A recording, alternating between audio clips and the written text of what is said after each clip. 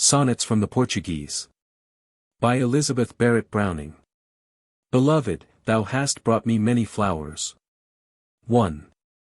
I thought once how Theocritus had sung of the sweet years, the dear and wished-for years, who each one in a gracious hand appears, to bear a gift for mortals, old or young. And, as I mused it in his antique tongue, I saw, in gradual vision through my tears, the sweet, sad years, the melancholy years, those of my own life, who by turns had flung a shadow across me. Straightway I was, where, so weeping, how a mystic shape did move behind me, and drew me backward by the hair. And a voice said in mastery, while I strove, guess now who holds thee. Death, I said, but, there. The silver answer rang, not death, but love. 2. But only 3 in all God's universe have heard this word thou hast said, himself, beside thee speaking, and me listening. And replied, one of us, that was God. And laid the curse so darkly on my eyelids, as to immerse my sight from seeing thee, that if I had died, the death weights, placed there, would have signified less absolute exclusion. Nay, is worse from God than from all others, O my friend. Men could not part us with their worldly jars, nor the seas change us, nor the tempests bend our hands would touch for all the mountain bars. And, heaven being rolled between us at the end, we should but vow the faster for the stars. 3. Unlike are we, unlike, O princely heart. Unlike our uses and our destinies. Our ministering 2 angels look surprise on one another, as they strike athwart their wings in passing. Thou, bethink thee, art a guest for queens to social pageantries, with gauges from 100 brighter eyes than tears even can make mine, to play thy part of chief musician. What hast thou to do with looking from the lattice lights at me, a poor, tired, wandering singer, singing through the dark, and leaning up a cypress tree? The chrism is on thine head, on mine, the dew, and death must dig the level where these agree. 4.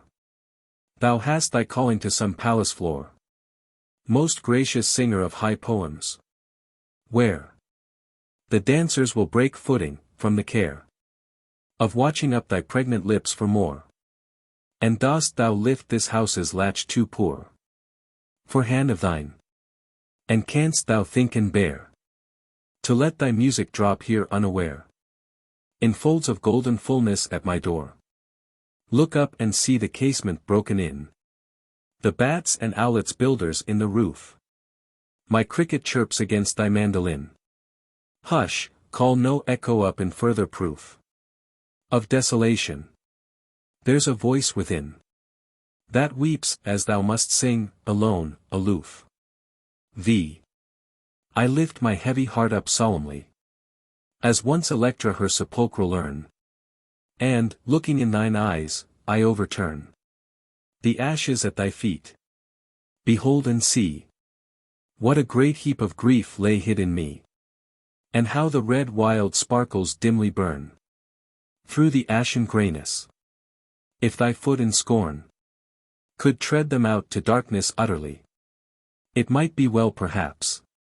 But if instead thou wait beside me for the wind to blow the grey dust up, those laurels on thine head, O my beloved, will not shield thee so, that none of all the fires shall scorch and shred the hair beneath. Stand further off then. Go. 6. Go from me. Yet I feel that I shall stand henceforward in thy shadow, nevermore alone upon the threshold of my door. Of individual life, I shall command the uses of my soul, nor lift my hand serenely in the sunshine as before. without the sense of that which I forbore. Thy touch upon the palm. The widest land. Doom takes to part us, leaves thy heart in mine. With pulses that beat double. What I do and what I dream include thee, as the wine must taste of its own grapes. And when I sue God for myself, he hears that name of thine, and sees within my eyes the tears of two. 7. The face of all the world is changed, I think, since first I heard the footsteps of thy soul move still, oh, still, beside me, as they stole betwixt me and the dreadful outer brink of obvious death, where I, who thought to sink, was caught up into love, and taught the whole of life in a new rhythm. The cup of dole God gave for baptism, I am fain to drink, and praise its sweetness, sweet, with thee anear. The names of country, heaven, are changed away. For where thou art or shalt be, there or here. And this lute and song, loved yesterday, the singing angels know, are only dear, because thy name moves right in what they say. 8.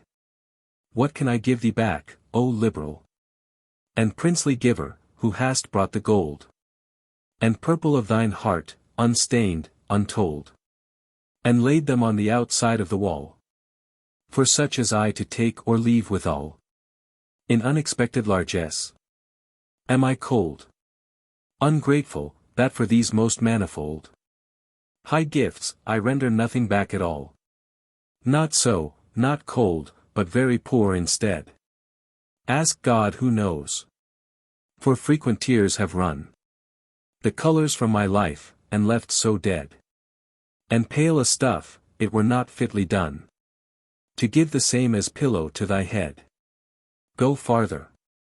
Let it serve to trample on. 9. Can it be right to give what I can give? To let thee sit beneath the fall of tears, as salt as mine, and hear the sighing years re-sighing on my lips renunciative, through those infrequent smiles which fail to live, for all thy adjurations. O my fears, that this can scarce be right. We are not peers, so to be lovers, and I own, and grieve, that givers of such gifts as mine are, must be counted with the ungenerous. Out, alas!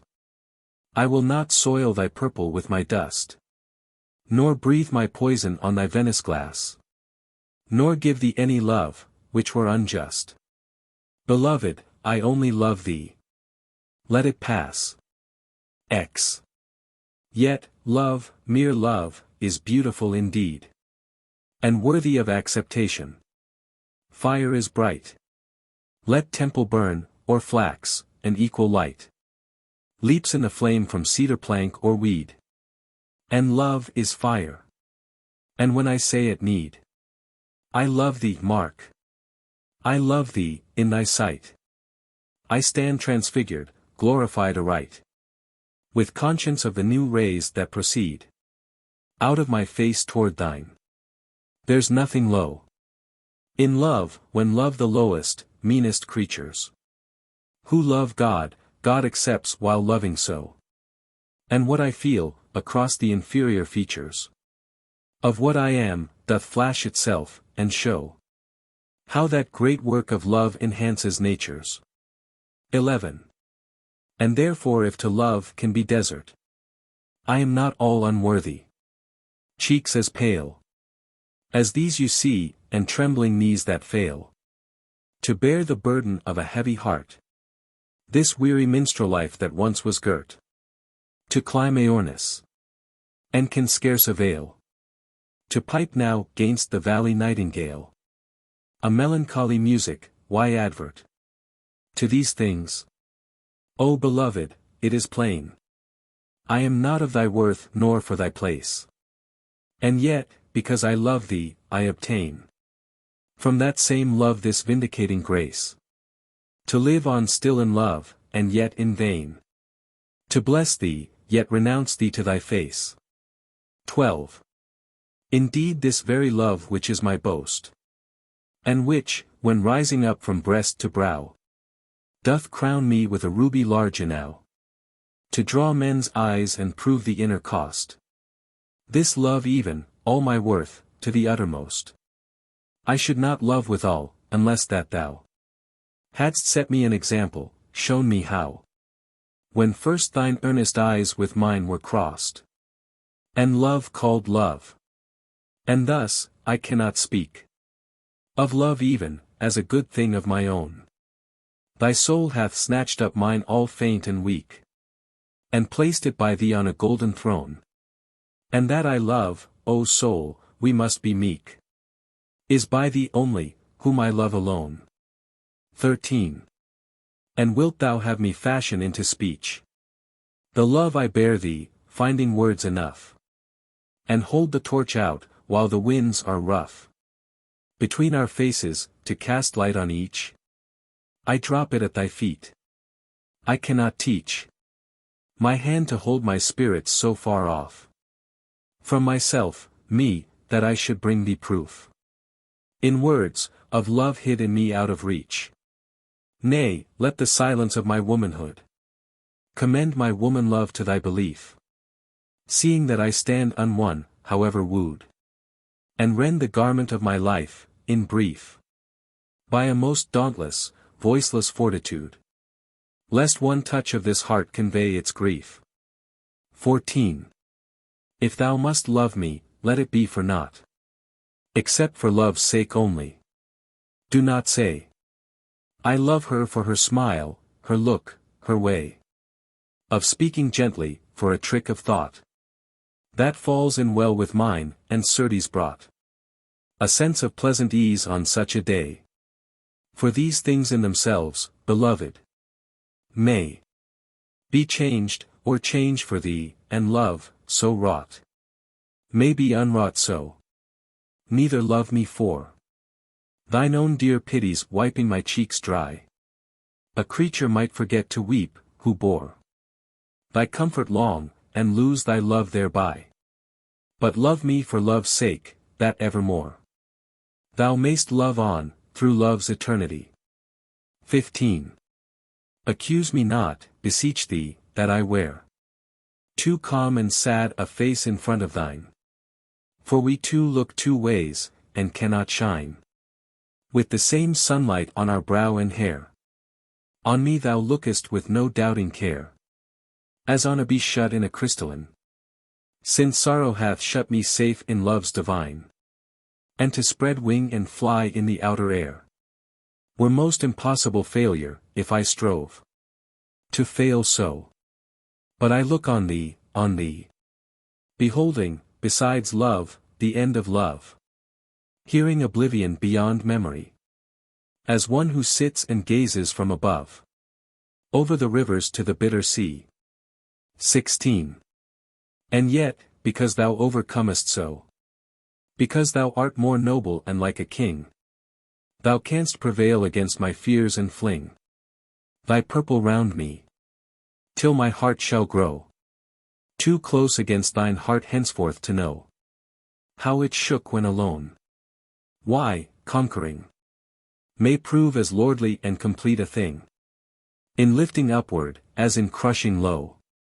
And as a vanquished soldier yields his sword to one who lifts him from the bloody earth, even so, beloved, I at last record. Here ends my strife. If thou invite me forth, I rise above abasement at the word.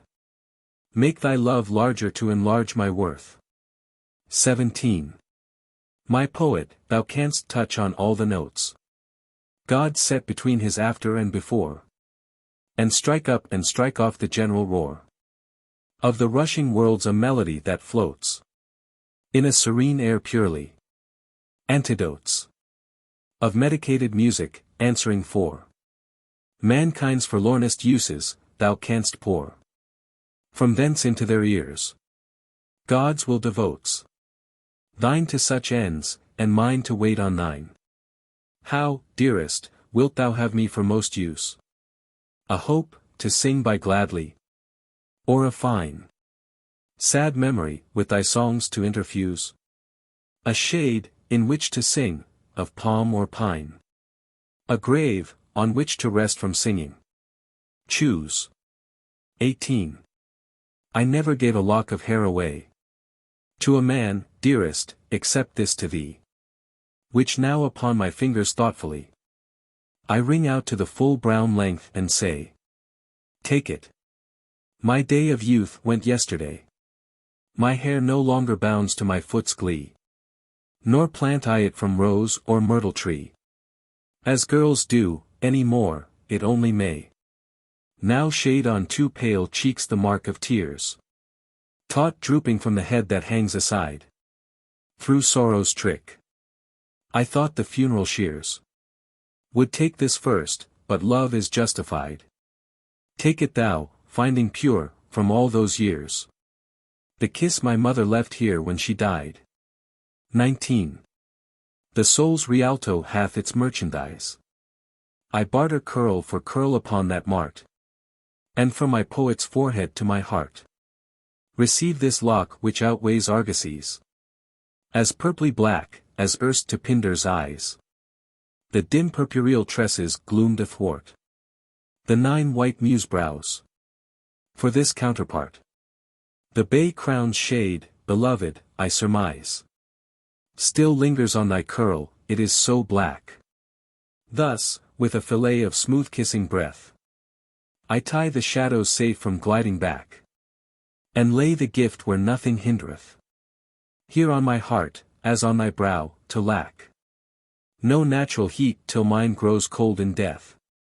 XX. Beloved, my beloved, when I think that thou wast in the world a year ago. What time I sat alone here in the snow. And saw no footprint, heard the silence sink. No moment at thy voice, but, link by link. Went counting all my chains as if that so. They never could fall off at any blow. Struck by thy possible hand, why, thus I drink. Of life's great cup of wonder. Wonderful. Never to feel thee thrill the day or night. With personal act or speech, nor ever cull. Some prescience of thee with the blossoms white. Thou sawest growing. Atheists are as dull. Who cannot guess God's presence out of sight. XXI. Say over again, and yet once over again. That thou dost love me. Though the word repeated should seem a cuckoo song, as thou dost treat it. Remember, never to the hill or plain, valley and wood, without her cuckoo strain. Comes the fresh spring in all her green completed. Beloved, I, amid the darkness greeted. By a doubtful spirit voice, in that doubt's pain. Cry, speak once more, thou lovest. Who can fear? Too many stars, though each in heaven shall roll. Too many flowers, though each shall crown the year. Say thou dost love me, love me, love me, toll. The silver iterants, only minding, dear. To love me also in silence with thy soul. XXI. When our two souls stand up erect and strong. Face to face, silent, drawing nigh and nigher. Until the lengthening wings break into fire. At either curved point, what bitter wrong can the earth do to us? That we should not long be here contented? Think. In mounting higher, the angels would press on us and aspire to drop some golden orb of perfect song into our deep, dear silence. Let us stay rather on earth, beloved, where the unfit, contrarious moods of men recoil away, and isolate pure spirits, and permit a place to stand and love in for a day, with darkness and the death hour rounding it. XCI. Is it indeed so? If I lay here dead, wouldst thou miss any life in losing mine? And would the sun for thee more coldly shine, because of grave damps falling round my head? I marveled, my beloved, when I read thy thought so in the letter. I am thine. But so much to thee. can I pour thy wine? While my hands tremble. Then my soul, instead of dreams of death, resumes life's lower range. Then, love me, love. Look on me, breathe on me. As brighter ladies do not count it strange. For love, to give up acres and degree. I yield the grave for thy sake, and exchange my near sweet view of heaven, for earth with thee. XXIV. Let the world's sharpness like a clasping knife shut in upon itself and do no harm. In this close hand of love, now soft and warm. And let us hear no sound of human strife. After the click of the shutting. Life to life. I lean upon thee, dear, without alarm. And feel as safe as guarded by a charm. Against the stab of worldlings, who if rife, are weak to injure. Very whitely still. The lilies of our lives may reassure. Their blossoms from their roots, accessible alone to heavenly dews that drop not fewer. Growing straight, out of man's reach, on the hill. God only, who made us rich, can make us poor. XXV. A heavy heart, beloved, have I borne. From year to year until I saw thy face.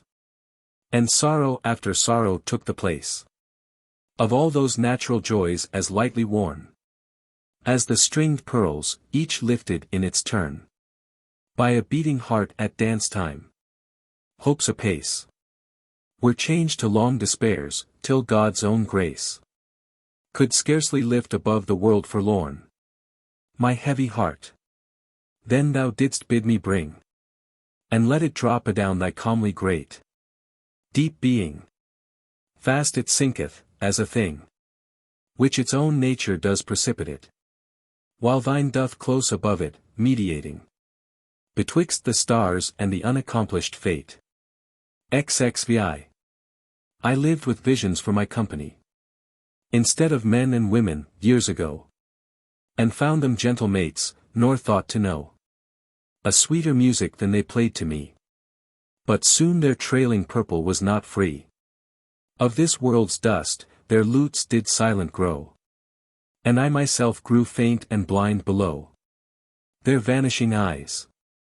Then thou didst come, to be, beloved, what they seemed. Their shining fronts, their songs, their splendors, better, yet the same as river water hallowed into fonts, met in thee, and from out thee overcame my soul with satisfaction of all wants. Because God's gifts put man's best dreams to shame. XXVI. My own beloved, who hast lifted me from this drear flat of earth where I was thrown, and, in betwixt the languid ringlets, blown a life breath, till the forehead hopefully shines out again, as all the angels see before thy saving kiss. My own, who camest to me when the world was gone. And I who looked for only God, found thee. I find thee, I am safe, and strong, and glad. As one who stands in dewless asphodel, looks backward on the tedious time he had in the upper life, so I, with bosom swell, make witness, here, between the good and bad, that love, as strong as death, retrieves as well. XVIII.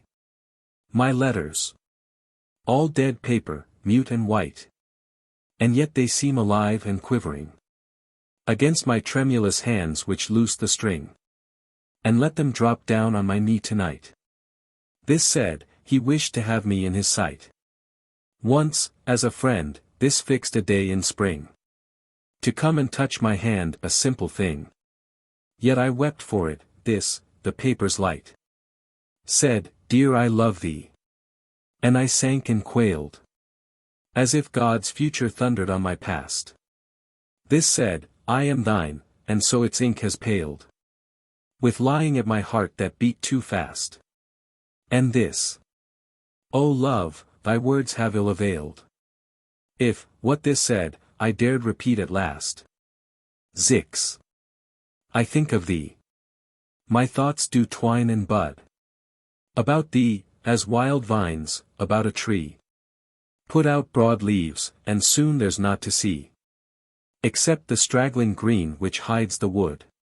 Yet, O my palm tree, be it understood, I will not have my thoughts instead of thee, who art dearer, better. Rather, instantly, renew thy presence, as a strong tree should. Rustle thy boughs and set thy trunk all bare, and let these bands of greenery which ensphere thee drop heavily down, burst, shattered everywhere. Because, in this deep joy to see and hear thee, and breathe within thy shadow a new air, I do not think of thee, I am too near thee. XXX. I see thine image through my tears tonight, and yet today I saw thee smiling. How? Refer the cause. Beloved, is it thou? Or I, who makes me sad? The acolyte, amid the chanted joy and thankful rite, may so fall flat, with pale insensate brow, on the altar stare. I hear thy voice and vow, perplexed, uncertain, since thou art out of sight. As he, in his swooning years, the choir's amen. Beloved, dost thou love?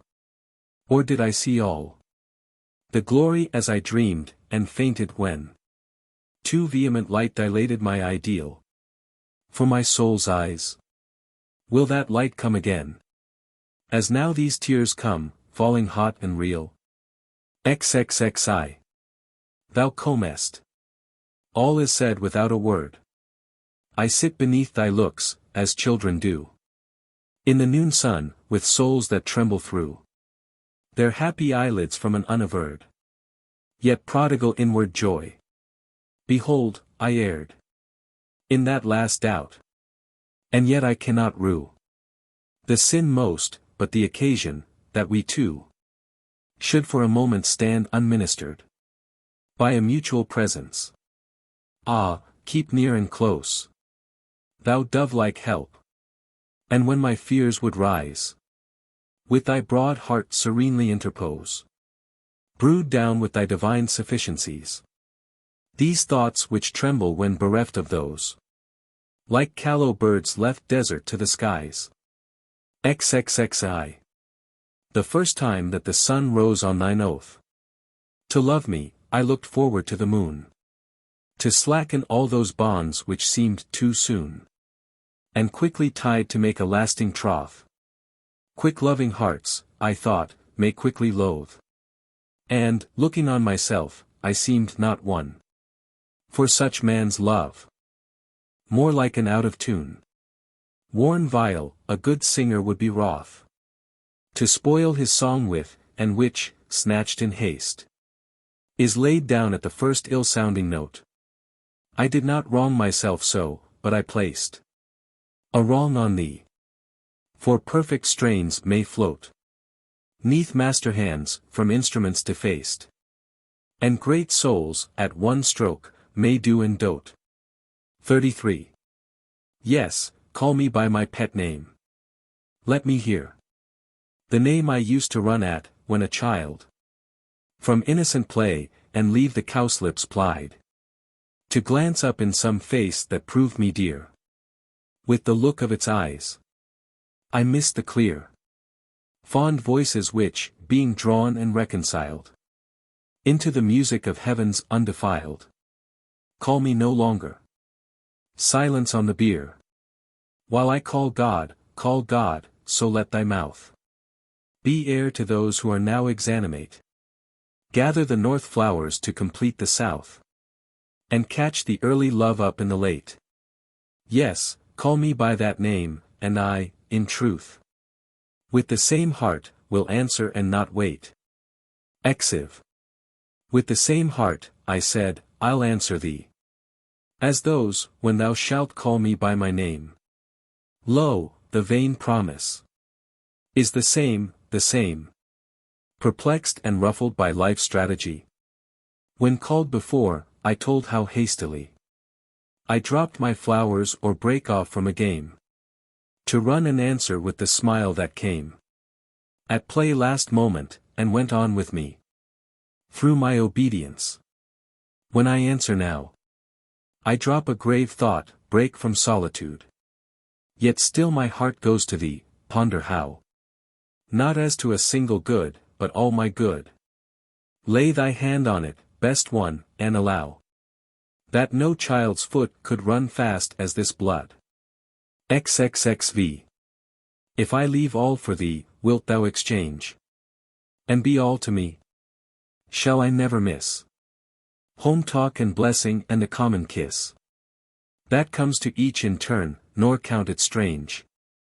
When I look up, to drop on a new range of walls and floors, another home than this? Nay, wilt thou fill that place by me which is filled by dead eyes too tender to know change? That's hardest.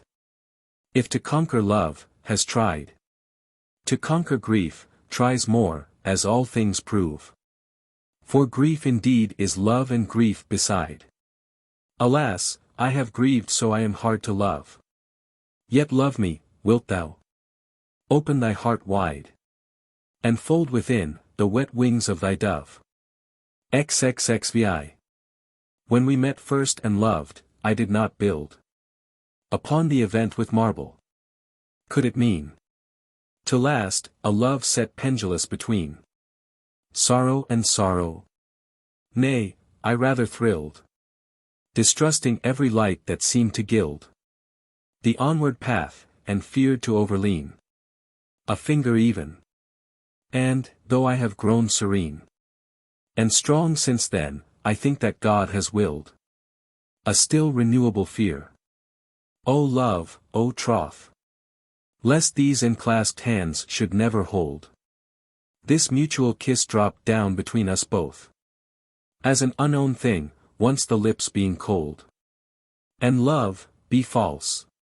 If he, to keep one oath, must lose one joy, by his life's star foretold. XVIII. Pardon, oh, pardon, that my soul should make of all that strong divineness which I know. For thine and thee, an image only so formed of the sand, and fit to shift and break. It is that distant years which did not take thy sovereignty, recoiling with a blow, have forced my swimming brain to undergo their doubt and dread, and blindly to forsake thy purity of likeness and distort thy worthiest love to a worthless counterfeit. As if a shipwrecked pagan, safe in port, his guardian sea god to commemorate, should set a sculptured porpoise, gills a snort, and vibrant tail, within the temple gate. XXXVI.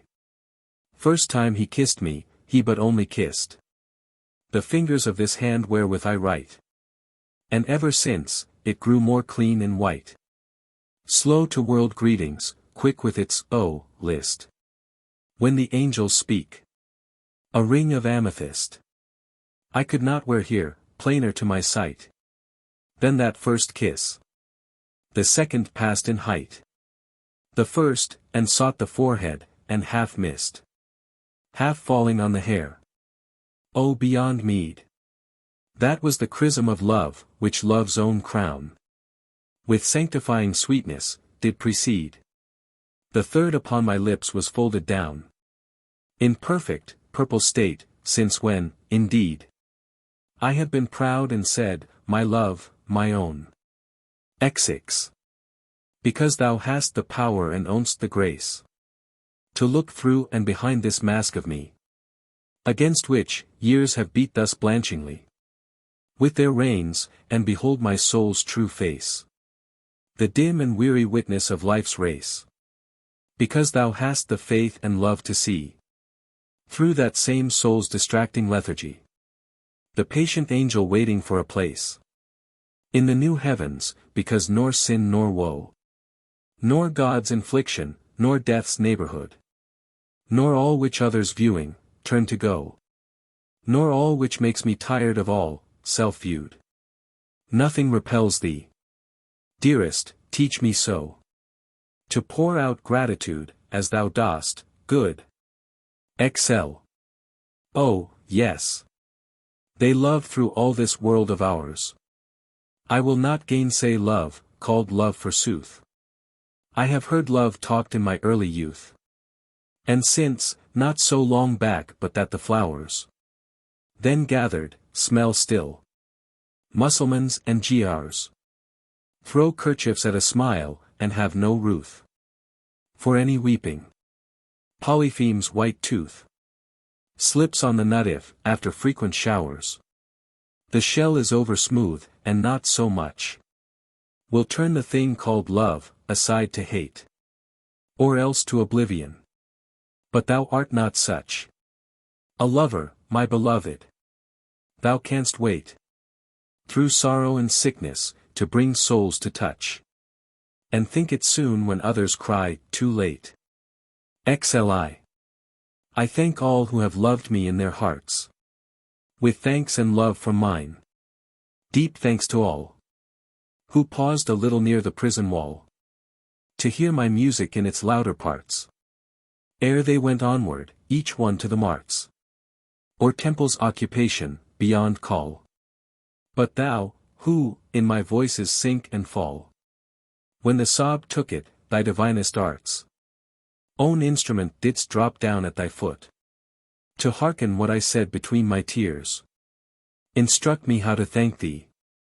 Oh, to shoot my soul's full meaning into future years, that they should lend it utterance, and salute love that endures, from life that disappears. XLI. My future will not copy fair my past.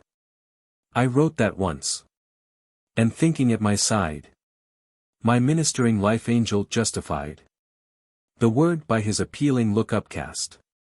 To the white throne of God, I turned at last, and there, instead, saw thee, not unallied to angels in thy soul.